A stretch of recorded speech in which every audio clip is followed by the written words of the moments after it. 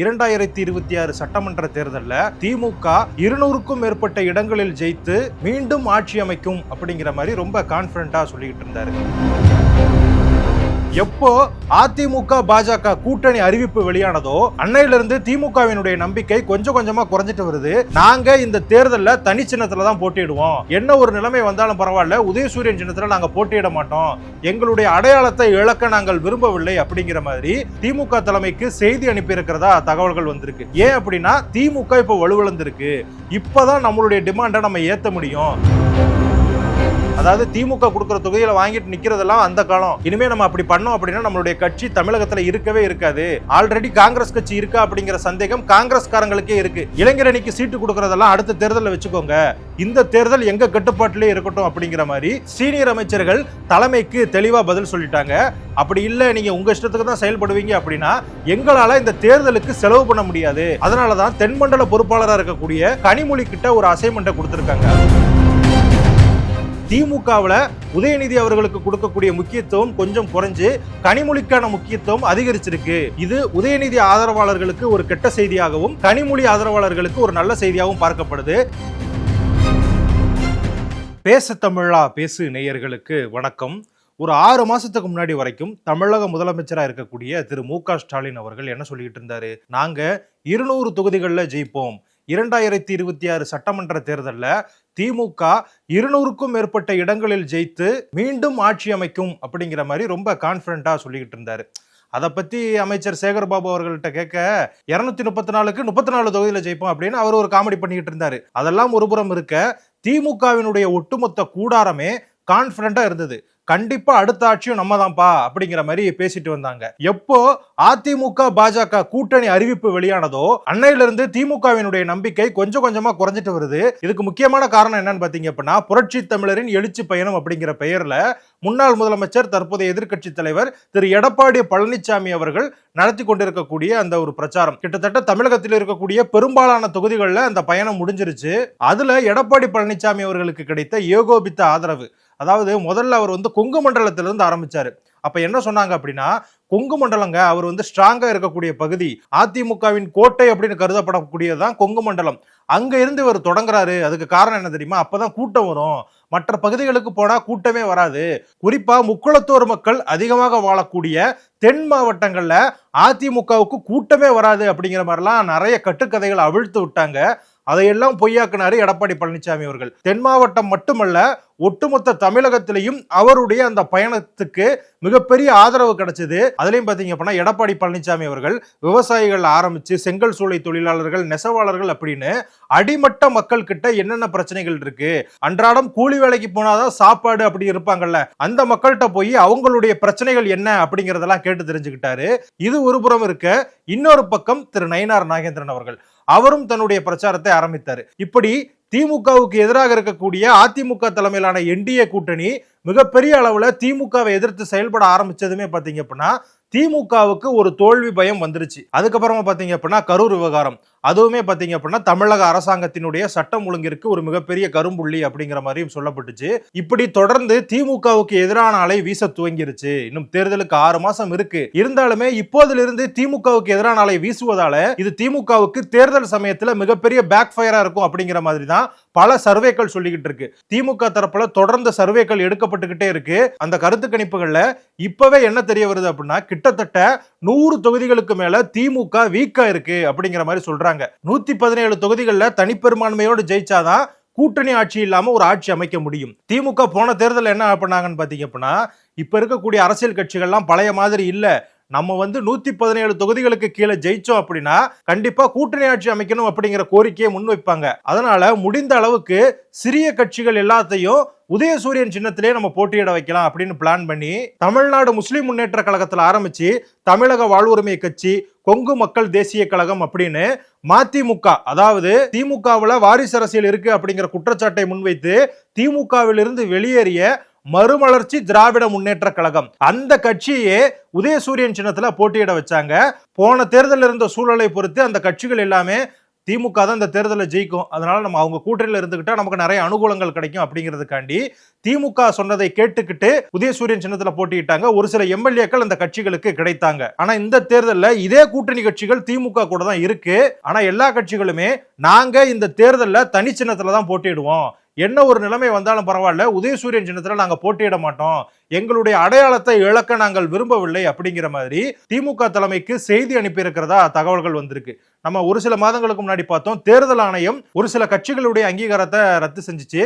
அதுலயும் இந்த கட்சிகள்லாம் இருக்கு. தமிழக முஸ்லிம் முன்னேற்ற கழகம் இருக்கு, அதே மாதிரி தமிழ்நாடு மக்கள் முன்னேற்ற கழகம், ஜான் பாண்டியன் இருக்காருல, அவருடைய கட்சி இருக்கு. இந்த கட்சிகள்லாம் பல தேர்தல்களாக தனி சின்னத்தில் போட்டியிடல. எந்த கூட்டணியில இருக்காங்களோ அந்த கூட்டணியில பிரதானமா இருக்கக்கூடிய திமுகவோ அதிமுகவோ இல்ல பாஜகவோ அவங்கவுங்க சின்னத்துல போட்டிடுறாங்க. நீங்க தனியா எப்போ உங்க சின்னத்துல போட்டிடுறீங்களோ அப்பதான் உங்க கட்சிக்கான அங்கீகாரம் கொடுக்க முடியும் அப்படிங்கிற மாதிரி சொல்லியிருந்தாங்க. சோ அதையும் மனதில் வைத்துக்கொண்டு திமுக கூட்டணியில இருக்கக்கூடிய பெரும்பாலான கட்சிகள் நாங்க தனி சின்னத்துல தான் போட்டியிடுவோம் அப்படிங்கிற மாதிரியான செய்தியை திமுக தலைமைக்கு அனுப்பிட்டாங்க. இதுலயும் முக்கியமா பாத்தீங்க அப்படின்னா IUML, இந்தியன் யூனியன் முஸ்லீம் லீக் அப்படிங்கிற ஒரு கட்சி இருக்கு. கடந்த தேர்தலில் அவங்க 3 சட்டமன்ற தொகுதிகளில் போட்டியிட்டாங்க. ஆனா இந்த தேர்தலில் 6 சட்டமன்ற தொகுதிகள் எங்களுக்கு கொடுக்கணும் அப்படிங்கிற மாதிரியான ஒரு கோரிக்கையை திமுக தலைமை கிட்ட வச்சிருக்காங்க. ஏன் அப்படின்னா திமுக இப்ப வலுவிழந்திருக்கு, இப்பதான் நம்மளுடைய டிமாண்டை நம்ம ஏத்த முடியும். எத்தனை நாளைக்கு தான் 2 சீட்டுக்கு 3 சீட்டுக்கு நம்ம போட்டி போடுறது?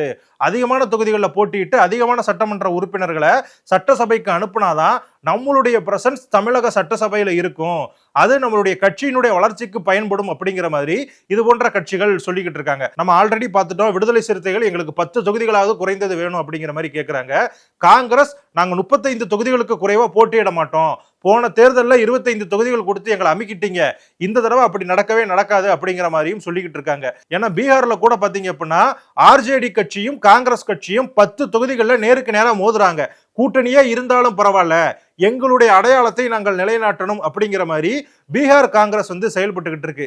ஆனா தமிழக காங்கிரஸ் ரொம்ப நாட்களாவே திமுக என்ன சொன்னாலும் அதை கேட்டுக்கிட்டு அமைதியா போற ஒரு கட்சியா தான் இருந்தது. இப்ப ஒரு சில நாட்களா காங்கிரஸ் தலைமைக்கு ராகுல் காந்தி ஒரு சமிக்ஞை வெளியிட்டு இருக்காரு. அதாவது திமுக கொடுக்கிற தொகுதியில வாங்கிட்டு நிக்கிறதெல்லாம் அந்த காலம், இனிமே நம்ம அப்படி பண்ணோம் அப்படின்னா நம்மளுடைய கட்சி தமிழகத்துல இருக்கவே இருக்காது. ஆல்ரெடி காங்கிரஸ் கட்சி இருக்கா அப்படிங்கிற சந்தேகம் காங்கிரஸ்காரங்களுக்கே இருக்கு. ஏன் அப்படின்னா திமுக என்ன சொன்னாலும் அதை மண்டையாட்டிட்டு கேட்டுக்கிட்டு இருக்கக்கூடிய கட்சியா காங்கிரஸ் இருக்கு. வருங்காலத்திலேயாவது காங்கிரஸ் கட்சிக்கு புத்துயிர் ஊட்டணும், அப்பதான் 2029 நாடாளுமன்ற தேர்தலில் நம்ம அதிக தொகுதிகளில் போட்டிட்டு அதிக இடங்களில் ஜெயிக்கிறதுக்கான வாய்ப்புகள் இருக்கு அப்படிங்கிற மாதிரியும் காங்கிரசும் ஒரு பகல் கனவு கண்டுகிட்டு இருக்கு. இன்னொரு முக்கியமான விஷயம் என்னன்னா, உதயநிதி ஸ்டாலின் அவர்கள் எனக்கு 50 தொகுதிகள் வேணும், இளைஞர் அணிக்கு நான் 50 தொகுதிகளை ஒதுக்க போறேன் அப்படிங்கிற மாதிரி எல்லாம் சொல்லிக்கிட்டு இருந்தாரு. அதுவும் இந்த தேர்தலில் நடக்காது அப்படிங்கிற மாதிரி தான் சொல்றாங்க. இன்னைக்கு திமுகவில் மூத்த அமைச்சர்களா இருக்கக்கூடியவங்களுடைய வயசை எடுத்து பாத்தீங்கன்னாலே கிட்டத்தட்ட அவங்க 65-70 வயதுகளுக்கு மேலதான் இருக்காங்க. இந்த தேர்தலில் திமுக ஜெயிக்குமா அப்படிங்கிறது தெரியல, அடுத்து திமுக ஆட்சி அமையுமா அப்படிங்கிறதும் தெரியல. அப்படி இருக்கும் பொழுது இந்த தேர்தலில் தான் நம்மளுடைய வாரிசுகளுக்கும் நமக்கு வேண்டப்பட்டவர்களுக்கும் நம்மளுடைய ஆதரவாளர்களுக்கும் எம்எல்ஏ சீட்டுகளை கொடுக்க முடியும், அதன் மூலமா நம்ம லாபம் சம்பாதிக்க முடியும். இந்த தடவை இந்த வாய்ப்பை மிஸ் பண்ணிட்டோம் அப்படின்னா இது போன்ற ஒரு வாய்ப்பு மீண்டும் அமையாது. இளைஞர் அணிக்கு சீட்டு கொடுக்கறதெல்லாம் அடுத்த தேர்தலில் வச்சுக்கோங்க, இந்த தேர்தல் எங்க கட்டுப்பாட்டிலே இருக்கட்டும் அப்படிங்கிற மாதிரி சீனியர் அமைச்சர்கள் தலைமைக்கு தெளிவா பதில் சொல்லிட்டாங்க. அப்படி இல்ல நீங்க உங்க இஷ்டத்துக்கு தான் செயல்படுவீங்க அப்படின்னா எங்களால இந்த தேர்தலுக்கு செலவு பண்ண முடியாது அப்படிங்கிற மாதிரி ஒரு காட்டமான பதிலையும் சொல்லியிருக்காங்க. திமுக தலைமை நம்ம தான் 2026 ஜெயிப்போம் அப்படிங்கிற மாதிரி ஸ்ட்ராங்கா இருந்துச்சு அப்படின்னா இப்படி மூத்த அமைச்சர்கள் இது போன்ற எதிர்வினை ஆற்றியிருக்க மாட்டாங்க. சோ திமுக தலைமையில ஆரம்பிச்சு மூத்த அமைச்சர்கள் எல்லாருக்குமே திமுக இந்த தேர்தலில் தோல்வியடைவது உறுதி அப்படிங்கிற மாதிரியான மனநிலையில தான் இருக்காங்க. அதனாலதான் தென்மண்டல பொறுப்பாளராக இருக்கக்கூடிய கனிமொழி கிட்ட ஒரு அசைன்மெண்ட் கொடுத்திருக்காங்க. அதாவது தென் மாவட்டங்களில் இருக்கக்கூடிய சட்டமன்ற தொகுதிகளில் யார் யாரை வேட்பாளராக நியமிக்கலாம், அங்க இருக்கக்கூடிய தொகுதிகளில் கிட்டத்தட்ட 60 தொகுதிகளில் திமுக பலமிழந்து இருக்கு, அந்த தொகுதிகளில் எப்படியாவது நம்முடைய வெற்றி வாய்ப்பை உறுதி செய்ய வேண்டும் அப்படிங்கிற மாதிரி ஒரு அசைன்மெண்ட்டை கனிமொழி கிட்ட கொடுத்திருக்காங்க. கனிமொழி அவர்கள் இப்போதிலிருந்தே யார் யாரெல்லாம் வேட்பாளர்களா நியமிக்கலாம், கட்சியில யாருக்கு நல்ல பேர் இருக்கு அப்படிங்கிற மாதிரி இப்ப இருந்து அந்த விசாரணையை மேற்கொண்டு அதற்கான பணிகள்ல ஈடுபட்டுக்கிட்டு இருக்காங்க. சோ இதையெல்லாம் வைத்து பார்க்கும் பொழுது திமுகவுல உதயநிதி அவர்களுக்கு கொடுக்கக்கூடிய முக்கியத்துவம் கொஞ்சம் குறைஞ்சு கனிமொழிக்கான முக்கியத்துவம் அதிகரிச்சிருக்கு. இது உதயநிதி ஆதரவாளர்களுக்கு ஒரு கெட்ட செய்தியாகவும் கனிமொழி ஆதரவாளர்களுக்கு ஒரு நல்ல செய்தியாகவும் பார்க்கப்படுது. என்ன இருந்தாலும் வெளியிருந்து பார்க்கக்கூடிய சாதாரண மக்களுக்கு என்ன தோணும், கலைஞருடைய பேரனுக்கு முக்கியத்துவத்தை குறைச்சிட்டு கலைஞருடைய மகளுக்கு முக்கியத்துவம் கொடுத்திருக்காங்க, இவ்வளவுதானப்பா, அவங்க குடும்பத்துல தானப்பா மாறி மாறி முக்கியத்துவம் கொடுத்துக்கிட்டு இருக்காங்க, வேற யாருக்கு அந்த கட்சியில முக்கியத்துவம் இருக்கு அப்படிங்கிற மாதிரி தான் பொதுமக்கள் கருத்து தெரிவிச்சுக்கிட்டு இருக்காங்க. இந்த விவகாரங்களை பத்தி நீங்க என்ன நினைக்கிறீங்க அப்படிங்கிறத கமெண்ட்ல சொல்லுங்க. வரும் தேர்தல்ல திமுக மீண்டும் ஆட்சி அமைக்க வாய்ப்பு இருக்கா அப்படிங்கிறதையும் கமெண்ட்ல சொல்லுங்க. இந்த வீடியோ உங்களுக்கு பிடித்திருந்தது அப்படின்னா உங்க நண்பர்களுக்கு ஷேர் பண்ணுங்க. இதே போன்ற நிறைய வீடியோக்களை பார்க்கணும் அப்படின்னா பேசு தமிழா பேசு சேனலை சப்ஸ்கிரைப் பண்ணி எங்களுக்கு உங்களுடைய ஆதரவை தொடர்ந்து கொடுங்க. அதே போல பேசு தமிழா பேசு .com அப்படிங்கிற வெப்சைட்ல அன்றாட செய்திகளை உங்களுக்கு உடனுக்குடன் கொடுத்துக்கிட்டு இருக்கோம். அந்த வெப்சைட்டையும் நீங்க போய் பாருங்க. நன்றி. ராபிஸ் உள்ள வந்துடுச்சுன்னா அதோட அறிகுறிகள் ஆரம்பிச்சிருச்சுன்னா அதுக்கு ட்ரீட்மெண்ட்டே கிடையாது. 100% மரணம். பாதுகாப்பு இல்லாத உடலுறவு வைக்கும் பொழுது இந்த மருக்கள் பாதிக்கப்பட்ட நபர் கிட்ட இருந்து இன்னொருத்தருக்கு ஈஸியா பரவலாம். ஃபர்ஸ்ட் நமக்கு சுகர் இருக்கான்றதை செக் பண்ணிக்கணும். சுகர் இருக்கக்கூடிய நிறைய நபர்களுக்கும் கண்ணெரிச்சல் ஏற்படும். 2-3 பேர் at 20A டயபெட்டிஸ் வரக்கூடிய வாய்ப்பு இருக்கு. இதை ராத்திரி 8 மணிக்கு மேல இவங்க ரெகுலரா சாப்பிட ஆரம்பிச்சாங்கன்னா சைக்கிளிங் பண்றவங்களுக்கு நான் எழுதியே தரலாம், ஹார்ட் ப்ராப்ளம் வராது அப்படின்னு. பேசு தமிழா பேசு சேனலுக்கு ஆதரவு தந்து கொண்டிருக்கக்கூடிய பார்வையாளர்களுக்கு வணக்கம். அரசியல் ஆன்மீகம்னு மட்டும் இல்லாம இப்போ ஹெல்த்லயும் நம்ம வந்தாச்சு. ஹெல்த் சம்பந்தமான பிரச்சனைகளுக்கும் ஹெல்த் டிப்ஸுக்கும் ஹெல்த் கேருக்கும் இல்ல ஹெல்த் பத்தி ஏதாவது தெரிஞ்சுக்கணும் அப்படின்னு நினைச்சீங்கன்னா ஹெல்த் குரு சேனல் கண்டிப்பா உங்களுக்கு யூஸ்ஃபுல்லா இருக்கும். பேசு தமிழா பேசு சேனலுக்கு கொடுக்கக்கூடிய இதே சப்போர்ட்டை ஹெல்த் குரு யூடியூப் சேனலுக்கும் கொடுத்து அந்த சேனலை சப்ஸ்கிரைப் பண்ணி உங்க நண்பர்களுக்கு ஷேர் பண்ணும்படி கேட்டுக்கிறோம். நம்ம ஹெல்த் குரு சேனலோட லிங்கை டிஸ்கிரிப்ஷன்ல தரோம், மறக்காம செக் பண்ணி பாருங்க.